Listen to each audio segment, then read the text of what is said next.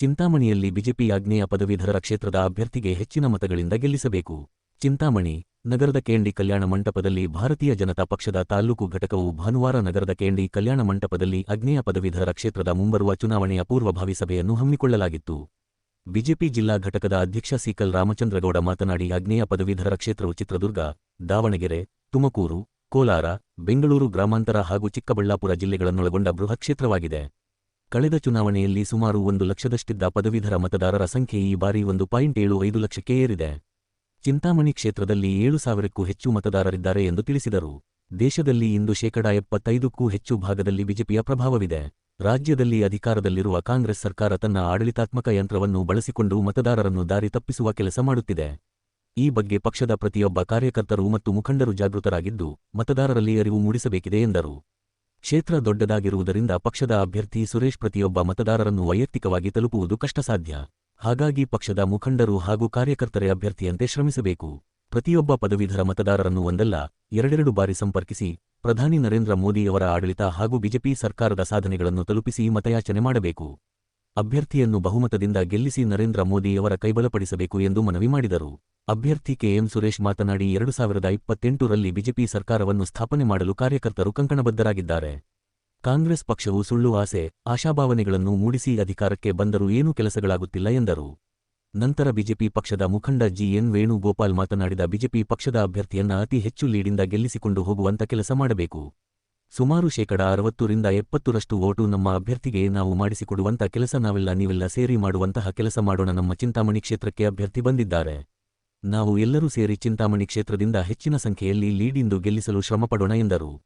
ಈ ವೇಳೆ ಮುಖಂಡ ಬೆಂಗಳೂರು ಗ್ರಾಮಾಂತರ ವಿಭಾಗದ ಬ್ಯಾಟರಂಗೇಗೌಡ, ಅರುಣ್ ಬಾಬು, ನಿಕಟ್ಟ ಪೂರ್ವ ಅಧ್ಯಕ್ಷ ಮಹೇಶ್ ಬೈ, ನರಸಿಂಹರಾಜು, ಗೋವಿಂದರಾಜು, ವೆಂಕಟರಾಮರೆಡ್ಡಿ, ನರಸಿಂಹಪ್ಪ, ನಾಗರಾಜ್, ಆನಂದ್ ರೆಡ್ಡಿ, ಪಾಲೇಪಲ್ಲಿ ಶಿವಾರೆಡ್ಡಿ, ಜಯರಾಮ್ ರೆಡ್ಡಿ, ರಾಜಾರಾಮ್, ಅಶ್ವಥ್ ರೆಡ್ಡಿ, ದೇವರಾಜ್, ರಾಜಶೇಖರ್ ರೆಡ್ಡಿ, ಶಿವಾರೆಡ್ಡಿ, ಮನು ಸೇರಿದಂತೆ ವಿವಿಧ ಮೋರ್ಚಾಗಳ ಪದಾಧಿಕಾರಿಗಳು ಹಾಗೂ ಕಾರ್ಯಕರ್ತರು ಹೆಚ್ಚಿನ ಸಂಖ್ಯೆಯಲ್ಲಿ ಭಾಗವಹಿಸಿದ್ದರು.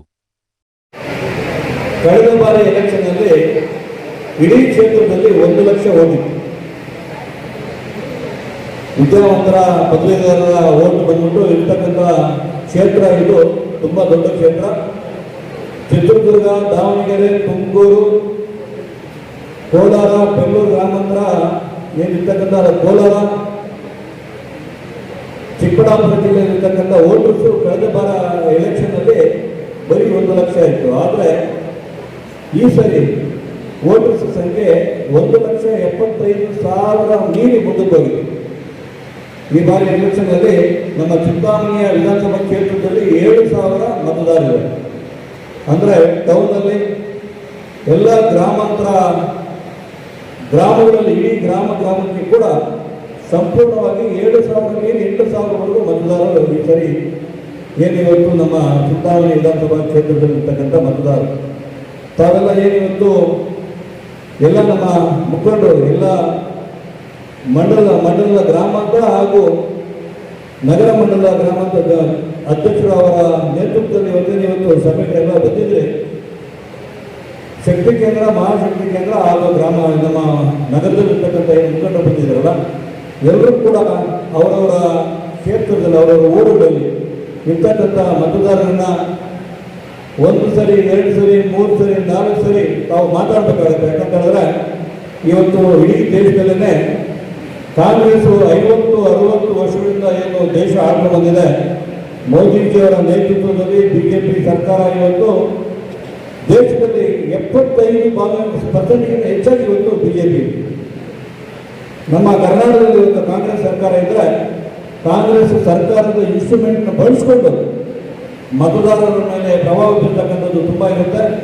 ಎಲ್ಲರಿಗೂ ಹೇಳಬೇಕು, ಮತದಾರರಿಗೆ ದಾರಿ ತಪ್ಪಿಸ್ತಕ್ಕಂಥ ಕೆಲಸ ಮಾಡ್ತಕ್ಕಂಥ ಕಾಂಗ್ರೆಸ್ ಏನು ನಡೆ ಇದೆಯಲ್ಲ, ತಾವೆಲ್ಲ ಎಲ್ಲರಿಗೂ ಹೇಳಬೇಕಾಗುತ್ತೆ. ಯಾಕಂತೇಳಿದ್ರೆ ಮುಂದಿನ ಎಲೆಕ್ಷನ್ನಲ್ಲಿ ಕೂಡ ಈ ಬಾರಿ ಇರ್ತಕ್ಕಂಥ ಕೆಲವೇ ಕಾಂಗ್ರೆಸ್ ರಾಜ್ಯಗಳಲ್ಲಿ ನಮ್ಮ ರಾಜ್ಯ ಕೂಡ ಒಂದು.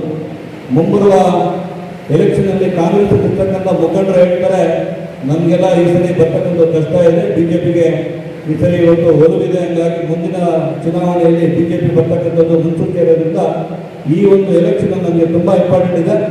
ಹಂಗೆಲ್ಲ ತಾವೆಲ್ಲ ಯಾರೆಲ್ಲ ಇದ್ದರೆ ಇವತ್ತು ನಮ್ಮ ಮುಖಂಡರು ಎಲ್ಲ ಮತದಾರರನ್ನ ಸಂಪರ್ಕ ಮಾಡಿ ಅವರೆಲ್ಲ ಬುದ್ಧಿವಂತರು ಮತದಾರರು, ಯಾಕಂತಂದ್ರೆ ಪದವೀಧರರೆಲ್ಲ ಬುದ್ಧಿವಂತರು, ಏನು ಜಾಸ್ತಿ ಹೇಳೋಕ್ಕಿಲ್ಲ, ಅವರೆಲ್ಲ ಗೊತ್ತಿರ್ತದೆ. ಆದರೆ ಮತ ಯಾಚನೆ ಮಾಡೋದಕ್ಕೆ ನಮ್ಮ ಸುರೇಶರು ಈ ಒಂದು ದೊಡ್ಡ ಕ್ಷೇತ್ರ ಇರೋದ್ರಿಂದ ಅವರಾಗೇ ಬಂದು ಮತ ಕೇಳೋಕ್ಕಾಗೋದಿಲ್ಲ. ತಾವೇ ಬಿಜೆಪಿಯ ಕ್ಯಾಂಡಿಡೇಟ್ ಅಂತ ಹೇಳಿಕೊಂಡು ಅವರ ಪರವಾಗಿ ನಾವೆಲ್ಲ ಮತ ಹಾಕಿಸ್ಬೇಕಾಗುತ್ತೆ. ಹಂಗಾದ್ರೆ ಎಲ್ಲರೂ ಜವಾಬ್ದಾರಿ ತಗೊಂಡು ಈ ಬಾರಿ ನಾವು ಬಿಜೆಪಿಯ ಕಳೆದ ಬಾರಿ ಕೂಡ ನಾವು ಬಿಜೆಪಿ ಗೆದ್ದಿದ್ವಿ. ಈ ಕ್ಷೇತ್ರ ಸುಮಾರು ಸರಿ JDS ಗೆದ್ದಿದೆ, ಬಿಜೆಪಿ ಗೆದ್ದಿದೆ, ಯಾವತ್ತೂ ಕಾಂಗ್ರೆಸ್ ಗೆದ್ದಿಲ್ಲ. ಈ ಬಾರಿ ಕಾಂಗ್ರೆಸ್ ಸರ್ಕಾರ ಇರೋದ್ರಿಂದ ಸರ್ಕಾರದ ಇನ್ಸ್ಟ್ರೂಮೆಂಟ್ನ ಬಳಸ್ಕೊಂಡು ಅವ್ರು ಎಲೆಕ್ಷನ್ ಮಾಡಕ್ಕೆ ನೋಡ್ತಾರೆ. ಆದರೆ ದಯಮಾಡಿ ಯಾರು ಮೈ ಮೇಲಿದ್ದೀರ ಎಲ್ಲರೂ ಕೂಡ 1 ಸಾರಿ ಅಲ್ಲ, 2 ಸಾರಿ ಅಲ್ಲ, 3 ಸಾರಿ ಮತದಾರರನ್ನು ಸಂಪರ್ಕ ಮಾಡಿ ನಮ್ಮ ಕ್ಯಾಂಡಿಡೇಟು ನಮ್ಮ ಸುರೇಶನ್ನ ದೇಶವನ್ನು ಮಾಡಿದ್ರೆ ಬಿಜೆಪಿ ಗೆದ್ದಂಗೆ, ಮೋದಿಜಿಯವರು ಹಾಕಿ ಗಟ್ಟಿ ಮಾಡಿದಂಗೆ. ಹಂಗಾಗಿ ಇದೊಂದು ಸಾಕಷ್ಟು ಈಗ ನಮ್ಮ ಬ್ಯಾಟರಿ ಮತ್ತು ಮುಖಂಡರು ತುಂಬ ಜನ ವೇಣುಗೋಪಾಲ್ ಇದ್ದಾರೆ. ಎಲ್ಲರೂ ಆಗ್ನೇಯ ಪದವೀಧರ ಕ್ಷೇತ್ರದಲ್ಲಿ ಬಿಜೆಪಿ ಅಭ್ಯರ್ಥಿಯಾದಂಥ ಸುರೇಶ್ ಅವರಿಗೆ ಅವರಿಗೆ ಇವತ್ತು ಸೀಟ್ ಕೊಟ್ಟಿರ್ತಾರೆ. ನಾವು ಕೂಡ ಒಳ್ಳೆ ನಾರಾಯಣ ಸ್ವಾಮಿ ಕೊಡಬೇಕು ಅಂತೇಳಿ ಇದು ಮಾಡಿದ್ರೆ ಅವ್ರಿಗೂ ಇಲ್ಲೇ ಕೊಟ್ಟಿದ್ದು, ಮುಂದೆ MLA ಚಾನ್ಸ್ ಬಿಟ್ಕೊಡ್ತಾರೆ ಅಂತೇಳಿ ಸುರೇಶ್ ಅವ್ರಿಗೆ ಇವತ್ತು ಆ ಭಾಗದಲ್ಲಿ ಈ ಭಾಗದಲ್ಲೇ ಕೊಡ್ತಾ ಇರೋದ್ರಿಂದ ಆ ಭಾಗದಲ್ಲೂ ಕೊಟ್ಟಿದ್ದಾರೆ. ನಾವೆಲ್ಲ ಸೇರಿ ಪಂಚಾಯತಿ ಲೆವೆಲಲ್ಲಿ ಇವತ್ತು ಆ ಪಂಚಾಯತಿಯಲ್ಲಿ ಎಷ್ಟು, ಆ ಹೋಬಳಿಯಲ್ಲಿ ಎಷ್ಟು ಹೋಗಿದೆ, ಇವತ್ತು ಯಾರನ್ನು ಸೇರಿಸಬೇಕು, ಇವತ್ತು 2-3 ಪೂರ್ವಭಾವಿ ಸಭೆಗಳು ಮಾಡಿದ್ದೀವಿ. ಪಂಚಾಯತಿ ವೈಸು, ಹೋಬಳಿ ವೈಸು ನಾವು ಯಾರನ್ನ ಸೇರಿಸಬೇಕು ಅನ್ನೋದನ್ನ ಇವತ್ತು ಸೇರಿಸ್ತಾ ಇದ್ದೀವಿ. ಸೇರಿಸೋದು ಕೂಡ ಇವತ್ತು ಇದು ಅವಕಾಶ ಕೊಟ್ಟಿವಿ. ನಮ್ಮ ಮನೆ ಓಟಲ್ಲಿ ಯಾರು ಬಿಟ್ಟೋಗಿದೆ, ನಮ್ಮ ಮನೆ ಪಕ್ಕದ ಮನೆ ಓಟಲ್ಲಿ ಯಾರು ಬಿಟ್ಟೋಗಿದೆ, ನಮ್ಮ ಬೀದಿ ಪಕ್ಕದ ಮನೆ ಓಟಲ್ಲಿ ಯಾರು ಬಿಟ್ಟೋಗಿದೆ. ಒಂದು ನೀವು ಈ ಎಲೆಕ್ಷನ್ ಪಂಚಾಯತಿ ಎಲೆಕ್ಷನ್ ಟೈಪು ಮನೆಗೂ ಹೋಗಿ ಕೇಳುವಂತ ಕೆಲಸ ಆಗಬೇಕು ಅಂತ ಹೇಳಿದ್ವಿ. ಆ ಕೆಲಸ ಮಾಡಿದಾಗ ನಮ್ಗೆ ಯಾವುದೇ ಚುನಾವಣೆ ಮಾಡಬೇಕು ಅಂದಾಗ MLC ಚುನಾವಣೆಗೆ ಎಜುಕೇಟೆಡ್ ಆಗೋಗಿ ಮತ ಕೇಳಿದಾಗ ಅವ್ರಿಗೆ ಜ್ಞಾನೋದಯ ತಗೊಂಡು ಯಾತಕ್ಕೆ ಮತ ಹಾಕಬೇಕು, ಯಾಕೆ ಹಾಕಬೇಕು, ಒಂದು ಸಂವಾದ ನಡೆದಾಗ ಎಲ್ಲ ಎಲೆಕ್ಷನ್ಗಳು ನಮ್ಗೆ ಅನುಕೂಲ ಆಗುವಂಥ ಪರಿಣಾಮ ಇರುತ್ತೆ. ಇವತ್ತು SIR ವೋಟ್ ಲಿಸ್ಟ್ ನಡೀತಾ ಇರ್ಬೋದು, ಮನೆ ಭೇಟಿ ಕೊಡ್ತಾ ಇದ್ದೀವಿ. ಅದೇ ರೀತಿ ಮನೆಯಲ್ಲೂ ನಿಮ್ಮದ್ರಲ್ಲಿ ಯಾರು ಡಿಗ್ರಿ ಆಗವ್ರೆ, ನನ್ನ ಅಕ್ಕ ತಂಗಿದ್ರು, ನನ್ನ ಅಣ್ಣ ತಮ್ಮಂದ್ರು, ನನ್ನ ತಾಯಿಯರು ಯಾರು ಡಿಗ್ರಿ ಆಗವ್ರೆ ಅವ್ರು ಓಟ್ನ ನಾವು ಕೇಳಿ ಅವ್ರು ಓಟ್ ಮಾಡಿಸ್ಬೇಕು. ನಮ್ಮಲ್ಲಿ ಇರೋದೇ ಓಟ್ ಆಗಿರಲ್ಲ. ನೀವು ತಗೊಳ್ಳಿ 50 ವರ್ಷ 60 ವರ್ಷ ಆಗಿರ್ತದೆ, ಅವ್ರು ಡಿಗ್ರಿ ಆಗಿರ್ತದೆ, ಅವ್ರು ಓಟ್ ಆಗಿರಲ್ಲ. ಮೊನ್ನೆ ನಾವು ಪೂರ್ವಭಾವಿ ಸಭೆ ಕೇಳಿದಾಗ ನಮ್ಮ ಪದೇ ಶಿವರೆಡ್ಡಿ ಸ್ನೇಹಿತರದೇ ಓಟ್ ಆಗಿಲ್ಲ. ಇರಪ್ಪ ನಾನು ಮಾಡಿಸ್ತೀನಿ ಈ ಓಟು, ಅವ್ರು 60 ವರ್ಷ ವಯಸ್ಸಾಗೈತೆ, ಓಟ್ ಆಗಿಲ್ಲ. ಇದು ಈ ಓಟನ್ನು ನಾವು ಮಾಡಿಸಿ ಇವನ್ನು ತಗೊಂಡು ಓಟ್ ಆಗಿರುವಂತನ್ನ ನಾವು ಓಟ್ ಮಾಡಿಸ್ಬೇಕು. ಯಾರು ಏನಾದ್ರೆ ನಮ್ಮ ಪಂಚಾಯತಿಯಲ್ಲಿ, ನಮ್ಮ ಹೋಬಳಿಯಲ್ಲಿ ನಾವು ಅವ್ರನ್ನ ಹೋಬಳಿ ಲೆವೆಲಲ್ಲಿ ಬೂತ್ ಇರ್ತದೆ, ಈ ಪಂಚಾಯತಿನಿಂದ ನಾನು ಇಷ್ಟು ಜನ ಕರ್ಕೊಂಡ್ಬಂದು ಓಟ್ ಹಾಕ್ಸ್ತೀನಪ್ಪ, ಅವರು ಮನವೊಲಿಸಿ ನೀವು ಬರ್ತೀರಣ್ಣ, ನಿಮ್ಮ ಫೋನ್ ನಂಬರ್ ನೀವು ವ್ಯವಸ್ಥೆ ಮಾಡಿ ಅವ್ರನ್ನ ಓಟ್ ಹಾಕುವಂತ ಕೆಲಸ ಮಾಡಬೇಕು. ನಾವು ಆ ಕೆಲಸ ಮಾಡಬೇಕು ಅಂದ್ರೆ ಅವ್ರ ಹತ್ರ ಮಾತಾಡ್ತಿದ್ದ ಕೆಲಸ ಮಾಡೋಕ್ಕಾಗಲ್ಲ. ಅವ್ರ ಹತ್ರ ಹೋಗಿ ಪರಿಚಯ ಮಾಡ್ಕೊಂಡಿದ್ದು ಓಟ್ ಕೇಳ್ತಿದ್ದು ಆ ಕೆಲಸ ಮಾಡೋಕ್ಕಾಗಲ್ಲ. ಇದು ಬಿಜೆಪಿ ಪಕ್ಷದ ಮರ್ಯಾದೆ ಪ್ರಶ್ನೆ ಅಂತೇಳಿ ನಾವು ಪ್ರತಿಯೊಂದು ಎಲೆಕ್ಷನ್ ನಾವು ಅತಿ ಸೂಕ್ಷ್ಮವಾಗಿ ತಗೊಂಡು ನಾವು ಮಾಡ್ತೀವಿ. ಅದನ್ನೇ ಏನೇ ದೇಶ ಭಿನ್ನಾಭಿಪ್ರಾಯ ಇದ್ರು, ಯಾರೇ ಏನೇ ಹೇಳಿದ್ರು ನಮ್ಮ ಮತ ಬಿಜೆಪಿ, ನಮ್ಮ ಅಭ್ಯರ್ಥಿ ಗೆಲ್ಲುವಂಥದಕ್ಕೆ ನಾವು ಹೋಗ್ಬೇಕು ಅನ್ನೋದು ನಮ್ಮ ಮನಸ್ಸಿನಲ್ಲಿ ಬರಬೇಕು. ಇವತ್ತು ಬಿಜೆಪಿ ಪಕ್ಷ, ಬಿಜೆಪಿ ಪ್ರಪಂಚದಲ್ಲೇ ದೊಡ್ಡ ಪಕ್ಷವಾಗಿ ಬಿಜೆಪಿ ಪಕ್ಷ ಅಂದ್ರೆ ಒಂದೇ ಪಕ್ಷ, ಪ್ರಪಂಚಕ್ಕೆ ದೊಡ್ಡ ಪಕ್ಷ ಅಂದ್ರೆ ನಮ್ಮ ಭಾರತ ಸರ್ಕಾರ, ಭಾರತ ಇಂಡಿಯಾದಲ್ಲಿರುವಂತಹ ಪಕ್ಷ, ದೊಡ್ಡ ಪಕ್ಷ ಬಿಜೆಪಿ, ನೋಂದಣಿ ಆಗಿರೋ ಪಕ್ಷ ಬಿಜೆಪಿ. ನಾವು ನಮ್ಮ ಅಭ್ಯರ್ಥಿನ ಅತಿ ಹೆಚ್ಚು ಲೀಡಿಂದ ಗೆಲ್ಸ್ಕೊಳ್ಳುವಂತ ಕೆಲಸ ಮಾಡಬೇಕು. ಇಲ್ಲಿ ನಮ್ಮ ಚಿಂತಾಮಣಿಯಲ್ಲಿ ಒಂದು 8,000 ಮತಗಟ್ಟೆ ಆಗಿದೆ. ಇಲ್ಲ ಒಂದು 2-2.5 ಸಾವಿರ ವೋಟ್ ಲಿಸ್ಟ್ ಆಗೋದ್ರಲ್ಲಿದೆ. ಅದರಲ್ಲಿ ನಾವು ಒಂದು 60% 70% ವೋಟು ನಮ್ಮ ಅಭ್ಯರ್ಥಿಗ ನಾವು ಮಾಡಿಸ್ಕೊಡುವಂಥ ಕೆಲಸ ನೀವೆಲ್ಲ ಸೇರಿ ಮಾಡುವಂಥ ಕೆಲಸ ಮಾಡೋಣ ಅಂತ ಹೇಳಿದ. ಇವತ್ತು ಅವರು ನಮ್ಮ ಚಿಂತಾಮಣಿ ಕ್ಷೇತ್ರದಲ್ಲಿ 1ನೇ ಸಭೆ ತಗೊಂಡಿದ್ದಾರೆ. ಈ ಸಭೆಯಲ್ಲಿ ಅವರು ಬಂದಿರೋದ್ರಿಂದ ಕ್ಷೇತ್ರದಿಂದ ಅವರು ಹೆಚ್ಚಿನ ಸಂಖ್ಯೆ ನೀಡಲಿ ಗೆದ್ದು ಬರಲಿ, ನಾವೆಲ್ಲ ದುಡಿಯೋದಕ್ಕೆ ರೆಡಿಯಾಗಿರ್ತೀವಿ ಅಂತ ಹೇಳ್ತಾ ಅವ್ರಿಗೆ ಎಲ್ಲ ರೀತಿಯ ಅನುಕೂಲವಾಗಿ ನಾವು ಕಲಿಸ್ಕೊಡೋಣ, ಅವ್ರನ್ನ ಗೆಲ್ಲಿಸುವಂಥ ಕೆಲಸ ಮಾಡೋಣ ಅಂತೇಳಿ ಈ ವೇದಿಕೆಯಲ್ಲಿ ಮಾತನಾಡೋ ಅವಕಾಶ ಕೊಟ್ಟಂಥ ತಮ್ಮೆಲ್ಲರಿಗೂ ನಮ್ಮ ಸುರೇಶ್ ಅವರು ಯಾಕೆ ಬಂದಿದ್ದಾರೆ ಅಂತಂದ್ರೆ ಇದುವರೆಗೂ 36 ತಾಲೂಕುಗಳ ಓಡಾಡಬೇಕಂತ ಸಿಚುವೇಶನ್ ಇದೆ. ಇನ್ನೂ 2 ತಿಂಗಳು 60 ದಿನ ಇದೆ. 60 ದಿನದಲ್ಲಿ ಅವ್ರು ಎಲ್ಲ ತಾಲೂಕುಗಳು ಓಡಾಡಬೇಕಾದ್ರೆ ತುಂಬಾ ಕಷ್ಟ ಆಗ್ತದೆ. ಅದರಿಂದ ನಾವೆಲ್ಲ ಮನಸ್ಸು ಮಾಡಿ ನಮ್ಮ ತಾಲೂಕಿನಲ್ಲಿ ನಮ್ಮ ಕೆಲಸ ಏನು ಅಂತ ಹೇಳ್ಬಿಟ್ಟು ನಿಮ್ಮ ಪ್ರತಿಯೊಬ್ಬರಿಗೂ ಗೊತ್ತಾಗಿದೆ. ನಮ್ಮ ಮನೆಯಲ್ಲಿರ್ತಕ್ಕಂಥವ್ರು, ನಮ್ಮ ಮನೆ ಪಕ್ಕದಲ್ಲಿ ಇರತಕ್ಕಂಥ ಕ್ಯಾಂಡಿಡೇಟ್ ಯಾರಿದ್ದಾರೆ ಅಂತ ಹೇಳ್ಬಿಟ್ಟು ಆಲ್ರೆಡಿ ನಿಮಗೆ ಲಿಸ್ಟ್ ಕೊಟ್ಟಿದ್ದಾರೆ. 789, ಇನ್ನೂ ಕನಿಷ್ಠ ಅಂತಂದ್ರೆ ನಮ್ಗೆ 1000 ಜನ ನಮಗೆ ಸಿಗ್ತಾರೆ. ಇನ್ನೂ ಕನಿಷ್ಠ ಅಂದ್ರೆ ನಮ್ಮ ಕಾರ್ಯಕರ್ತರ ಮಕ್ಕಳು ಕೂಡ ಮಾಡಿಸಿಲ್ಲ ನಮ್ಮ ಹೊಂದಾಣಿಕೆ. ಅದನ್ನು ನಾನು ಹೇಳಿದ್ದೀನಿ, ಅಧ್ಯಕ್ಷರಿಗೆ ಹೇಳಿದ್ದೀನಿ, ಅದು ಸ್ವಲ್ಪ ಮಾಡ್ತಾ ಇದ್ದಾರೆ. ಅದರಿಂದ ದಯವಿಟ್ಟು ನಿಮ್ಗೆ ಹೇಳ್ತಾ ಇದ್ದೀನಿ, ಹೋದ ಸಾಲ ಹೆಂಗೆ ಕಷ್ಟಪಟ್ಟಿದ್ದೀರೋ 6 ವರ್ಷ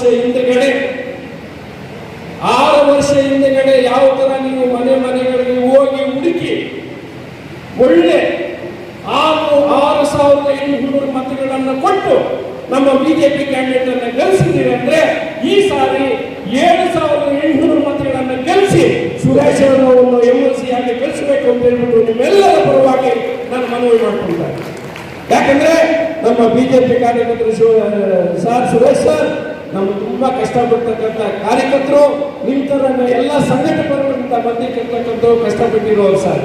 ನೀವು ಯಾವತ್ತೂ ಗೆದ್ಕೊಂಡು ಹೋದ ತಕ್ಷಣ ನಮ್ಮ ಕಾರ್ಯಕರ್ತರು ಒಂದು ಸಾರಿ ಫೋನಲ್ಲಿ ಮಾತಾಡಿ ನೀವು ಅಲಬಿಟ್ರೆ ಸಾಕು ಸರ್, ನಮ್ಮ ಕಾರ್ಯಕರ್ತರಿಗೆ ಬೇರೆ ಇನ್ನೇನೂ ಬೇಕಾಗಿಲ್ಲ ಅಂತ ಹೇಳ್ಬಿಟ್ಟು ನಾನು ಮನವಿ ಮಾಡ್ಕೊಳ್ತಾ ಇದ್ದೀನಿ.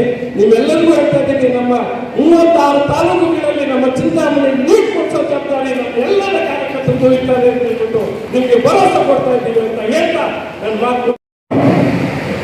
ಈ ಕ್ಷೇತ್ರದ ಇತಿಹಾಸವನ್ನು ತಗೊಂಡಾಗ 1972ರಿಂದ ಮೊನ್ನೆ 2020 ತನಕ 10 ಚುನಾವಣೆಗಳಾಗಿದೆ. 10 ಚುನಾವಣೆಯಲ್ಲಿ 8 ಚುನಾವಣೆ ಭಾರತೀಯ ಜನತಾ ಪಕ್ಷ ಗೆದ್ದಿದೆ, 2 ಚುನಾವಣೆ JDS ಗೆದ್ದಿದೆ. NDA ಲೆಕ್ಕದಲ್ಲಿ ನಾವು ಹೋದ್ರೆ 10 ಚುನಾವಣೆ NDA ಗೆದ್ದಿರೋ ಅಂತ ಒಂದು ಚುನಾವಣೆ ಕ್ಷೇತ್ರ ಇದೆ. ಅಷ್ಟು ಪ್ರಬಲವಾದಂಥ ಒಂದು ಕ್ಷೇತ್ರ. ಆ ಕ್ಷೇತ್ರದ ಗೆಲುವಿಗೆ ಚಿಂತಾಮಣಿಯ ಮತದಾರರು, ಚಿಂತಾಮಣಿಯ ನಮ್ಮ ಸಂಘಟನೆ ಎಷ್ಟು ದೊಡ್ಡ ಪ್ರಮಾಣದ ಸಹಕಾರವನ್ನು ಕೊಟ್ಟಿದೆ ಅಂತ ನನಗೆ ಗೊತ್ತಿದೆ. ಅದೇ ರೀತಿ ಈ ಕ್ಷೇತ್ರದ ಪ್ರತಿನಿಧಿಸಿದಂಥ ಮಲ್ಲಿಕಾರ್ಜುನ ಇರ್ಬೋದು, ಕರಂಬಡಿ ಸಂಜೀವಣ್ಣ ಅವರು ಇರ್ಬೋದು, ಅಥವಾ ಡಾಕ್ಟರ್ ಶಿವಯೋಗಿ ಸ್ವಾಮಿ ಅವರು ಇರ್ಬೋದು, ಇವರೆಲ್ಲರೂ ಒಬ್ಬ ವಿಧಾನ ಪರಿಷತ್ ಸದಸ್ಯ ಒಬ್ಬ ಕಾರ್ಯಕರ್ತರ ಜೊತೆಗೆ ಮತದಾರರ ಜೊತೆಗೆ ಹೇಗೆ ನಡ್ಕೊಳ್ಳೋಕೆ ಸಾಧ್ಯ ಅನ್ನೋದಕ್ಕೆ ಒಂದು ಮಾದರಿಯಾಗಿರ್ತಕ್ಕಂಥ ಆ ಅಭ್ಯರ್ಥಿಗಳಾಗಿ ಶಾಸಕರಾಗಿ ಈ ಚುನಾವಣೆ ಗೆದ್ದ ನಂತರ ಅವ್ರು ನಡ್ಕೊಂಡಿದ್ದಾರೆ. ಅದು ನೀವೆಲ್ಲರಿಗೂ ಗೊತ್ತಿರೋಂಥ ಸಂಖ್ಯೆ. ತುಂಬ ದೊಡ್ಡ ಕ್ಷೇತ್ರ ಇದು. 33 ವಿಧಾನಸಭಾ ಕ್ಷೇತ್ರಗಳಿರ್ತಕ್ಕಂಥ 650 ಕಿಲೋಮೀಟರ್ ಬೇತಮಂಗಲದಿಂದ ಹಿಡಿದು ಉಗುಡುಗಾತ್ರಿ ಅಜ್ಜಯ್ಯನ ಸನ್ನಿಧಿಯಿಂದ 650 ಕಿಲೋಮೀಟರ್ ತನಕ ದೊಡ್ಡ ಕ್ಷೇತ್ರ. ಈ ಕ್ಷೇತ್ರದ ಅಭ್ಯರ್ಥಿನೇ ಎಲ್ಲ ಕಡೆ ಬರ್ಲಿಕ್ಕೆ ಆಗಲ್ಲ.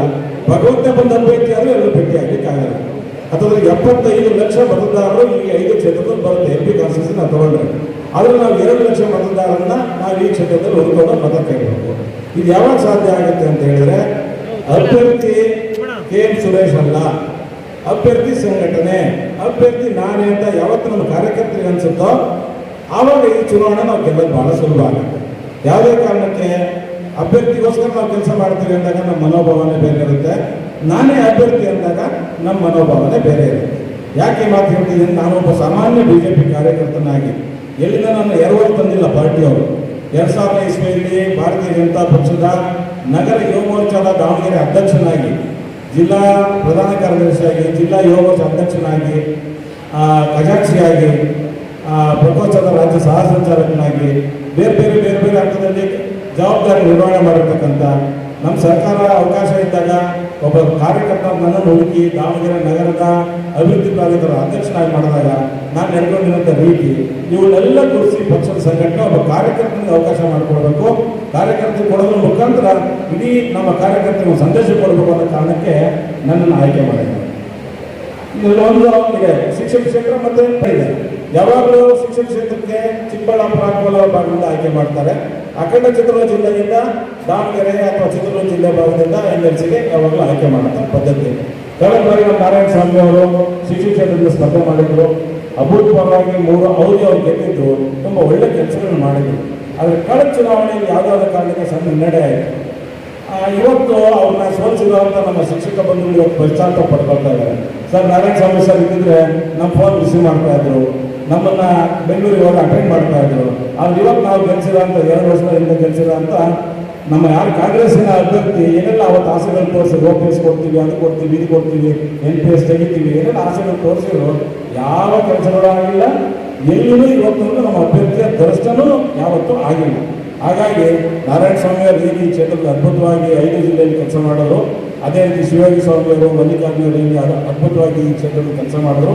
ಅವರು ವಾರಸುದಾರರಾಗಿ ವಿಧಾನ ಪರಿಷತ್ನಲ್ಲಿ ಒಬ್ಬ ಪದವೀಧರ ಪ್ರತಿನಿಧಿ ಆದರ್ಶವಾಗಿ ಬದುಕಲಿಕ್ಕೆ ಸಾಧ್ಯ ಆಗುತ್ತೆ ಅಂತ ಅನ್ಸುತ್ತಲ್ಲ, ಅಷ್ಟು ಒಳ್ಳೆ ರೀತಿಯಾಗಿ ಅಧ್ಯಾಪಕರು ಕೆಲಸ ಮಾಡುವ ಜೊತೆಗೆ ಕಾರ್ಯಕರ್ತರ ಜೊತೆಗೆ ಅತ್ಯಂತ ನಿಕಟವಾದ ಸಂಪರ್ಕವನ್ನು ಇಟ್ಕೊಳ್ತೀನಿ. ಯಾಕಂದ್ರೆ ಏನು ಅಂತ ನಾನೊಬ್ಬ ಕಾರ್ಯಕರ್ತ ಆಗಿರೋದ್ರಿಂದ ಚುನಾಯಿತ ಪ್ರತಿನಿಧಿಗಳು ಕಾರ್ಯಕರ್ತರ ನಡ್ಕೊಂಡು ಏನಾಗುತ್ತೆ ಅನ್ನೋದು ನನಗೂ ಗೊತ್ತಿದೆ. ಅಂತ ಒಬ್ಬ ಒಳ್ಳೆ ಆದರ್ಶ ಜನಪ್ರತಿ ಆಗಿ ಅವಕಾಶ ಮಾಡಿಕೊಡಬೇಕು ವಿನಂತಿಯನ್ನು ಮಾಡ್ತಾ 2028ಕ್ಕೆ ಈ ರಾಜ್ಯದಲ್ಲಿ ಭಾರತೀಯ ಜನತಾ ಪಕ್ಷದ ಸರ್ಕಾರ ಬರಬೇಕೋ ಬೇಡವಾ? ಬರಬೇಕಲ್ವಾ? ನಮ್ಮೆಲ್ಲರ ಆಸೆ ಇದೆ. ಈ ಭ್ರಷ್ಟ ಕಾಂಗ್ರೆಸ್ ಸರ್ಕಾರದ ವಿರುದ್ಧ ಇವತ್ತು ಏನೆಲ್ಲ ನಡೀತಾ ಇದೆ ಅದರ ವಿರುದ್ಧ ಒಂದೊಳ್ಳೆ ಭಾರತೀಯ ಜನತಾ ಪಕ್ಷ ಸರ್ಕಾರ ನಮ್ಮ ನೇತೃತ್ವದಲ್ಲಿ ಬರಬೇಕು ಅನ್ನೋದಾದ್ರೆ ವಿಧಾನ ಪರಿಷತ್ತಿನ 4 ಚುನಾವಣೆ ನಡೀತಾ ಇದ್ದಾವೆ. ಇವತ್ತು 130 ಕ್ಷೇತ್ರಗಳಲ್ಲಿ ಈ ಚುನಾವಣೆ ನಡೀತಾ ಇದೆ. ಸಂತೂರ್ ಸಾಹೇಬ್ ನಡೀತಾ ಇದೆ, ಅದೇ ನಮೋಶಿ ನಡೀತಾ ಇದೆ, ಬೆಂಗಳೂರು ಶಿಕ್ಷಕ ಕ್ಷೇತ್ರ ನಡೀತಾ ಇದೆ, ಮತ್ತೆ ಆಗ್ನೇಯ ಪದವಿ ಕ್ಷೇತ್ರ. ಈ 4 ಕ್ಷೇತ್ರಗಳಿಂದ 130 ವಿಧಾನಸಭಾ ಕ್ಷೇತ್ರದ ಮತದಾರ ಮತ ಆಗ್ತಾ ಇದೆ. ಈ 4 ನಾವು ಗೆದ್ರೆ ಅರ್ಧ ಕರ್ನಾಟಕದಲ್ಲಿ ಭಾರತೀಯ ಜನತಾ ಪಕ್ಷದ ಹವಾ ಏನಿದೆ ಅಂತ ಗೊತ್ತಾಗುತ್ತೆ.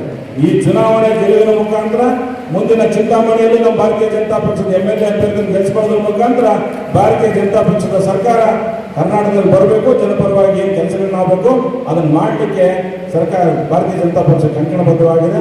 ಅದರ ಮುನ್ಸೂಚನೆ ಅಥವಾ ಅದಕ್ಕೆ ನಾವು ಬೇಸ್ ಹಾಕೊಳ್ಬೇಕಾಗಿರೋಂಥದ್ದು ಆಗ್ನೇಯ ಪದವಿ ಕ್ಷೇತ್ರದ ಚುನಾವಣೆಯ ಜಯ. ಈ ಜಯ ನಿಮ್ಮೆಲ್ಲ BJPಯ ಕಾರ್ಯಕರ್ತರು, ನಿಮ್ಮಂಗೆ ಒಬ್ಬ ಯುವಮೋರ್ಚಾದ ಕಾರ್ಯಕರ್ತನ ಕೆಲಸ ಮಾಡ್ತಕ್ಕಂಥ ಕಾರ್ಯಕರ್ತರಿಗೆ ಅವಕಾಶ ಕೊಟ್ಟಾಗ ನಾವು ಅದನ್ನು ಅವಕಾಶ ಉಳಿಸ್ಕೊಂಡು ಹೋದರೆ ಇನ್ನೂ ಹೆಚ್ಚೆಚ್ಚು ಕಾರ್ಯಕರ್ತರಿಗೆ ಅವಕಾಶ ಸಿಗುತ್ತೆ ಅಂತ ನಾನು ಭಾವಿಸ್ತಾ ನಿಮ್ಮೆಲ್ಲರಿಗೂ ಒಳ್ಳೆಯದಾಗಲಿ. ಭಾರತೀಯ ಜನತಾ ಪಕ್ಷದ ಎಲ್ಲ ನಮ್ಮ ಪ್ರಮುಖ ಮುಖಂಡರು ಈ ಚುನಾವಣೆಯಲ್ಲಿ ಕೈ ಜೋಡಿಸಿ ಸಂಘಟನೆ ಚುನಾವಣೆ ಆಗಲೇ ಬ್ಯಾಟನಿಗೋರು ಹೇಳಿದಂಗೆ ಅದು ವ್ಯಕ್ತಿಯ ಚುನಾವಣೆ ಅಲ್ಲ, ಅದು ಸಂಘಟನೆ ಚುನಾವಣೆ, ಕಾರ್ಯಕರ್ತರ ಚುನಾವಣೆ. ನನಗೆ ಈ ಚುನಾವಣೆಯನ್ನು ಎಲ್ಲರೂ ಗೆಲ್ಲೋದ್ರ ಮುಖಾಂತರ ಸಂಘಟನೆಯನ್ನು ಗೆಲ್ಸೋಣ. ನಿಮ್ಮೆಲ್ಲರಿಗೂ ನಾನು ಸೇವೆ ಮಾಡೋಂಥ ಅವಕಾಶ ನೀವೆಲ್ಲರೂ ಕೊಡ್ರಿ ಅಂತ ವಿನಂತಿಯನ್ನು ಮಾಡ್ತಾ ಅವಕಾಶ ಮಾಡಿಕೊಟ್ಟಿದ್ದೀನಿ.